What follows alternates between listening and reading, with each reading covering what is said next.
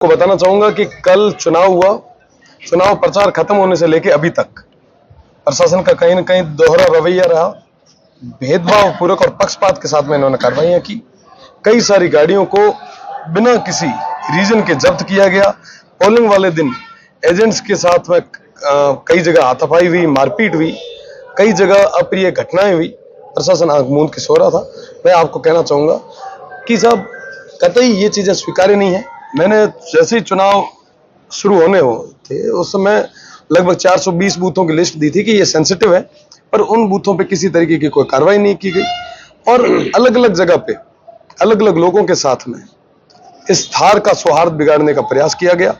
मैं उसके विरोध में आज तमाम उन लोगों के विरोध में कार्रवाई करवाने के लिए आया हूं, क्योंकि अभी तक प्रशासन ने किसी तरीके की कोई कार्रवाई नहीं की है और मैं चाहता हूं कि जो दोषी है वो गिरफ्तार हो और निर्दोषों को न्याय मिले। प्रशासन के साथ वार्ता हुई क्या?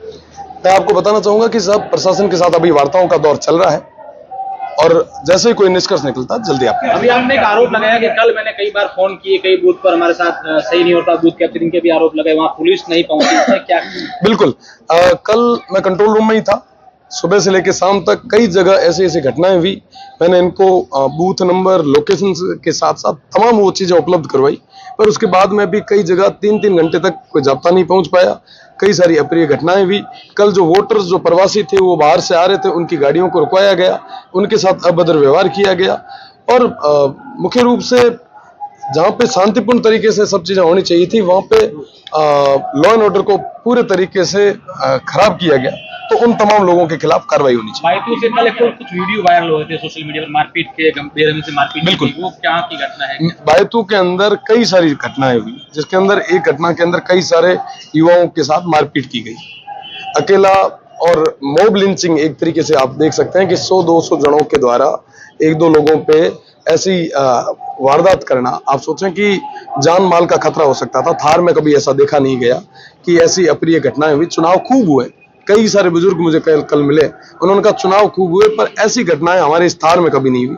तो कहीं ना कहीं ये माहौल खराब करने का, सौहार्द खराब करने का प्रयास एक हुआ। आपकी पुलिस अधीक्षक की वार्ता हुई, क्या आप संतुष्ट नहीं हुए उनकी कार्रवाई से, तभी आपको बाड़मेर से यहाँ पर आना पड़ा? मैं कहना चाहूंगा कि बालोतरा के अंदर बायतू विधानसभा आती है। बालोतरा जिले में मेरे 3 जिले हैं, बाड़मेर, जैसलमेर और बालोतरा।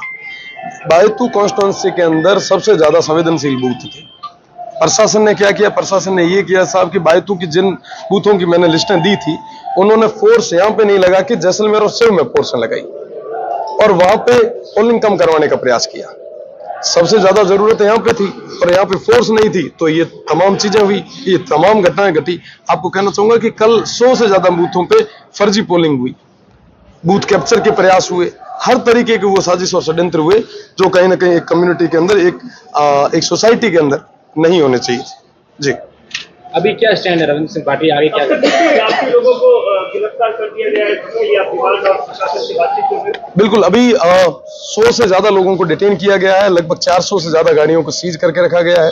कई सारे FIR हमने दे दी है पर अभी तक दर्ज नहीं की गई। मैं तमाम उन चीजों को लेके आया हूँ और मुझे लगता है कि आने वाले समय में ये काम होंगे।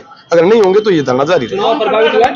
चुनाव प्रभावित पूरे तरीके से चुनाव को प्रभावित किया गया है। आपको बताना चाहूंगा कि हर संभव इन्होंने प्रयास किया कि कैसे भी करके ये चुनाव जो है अलग डायरेक्शन में चला जाए।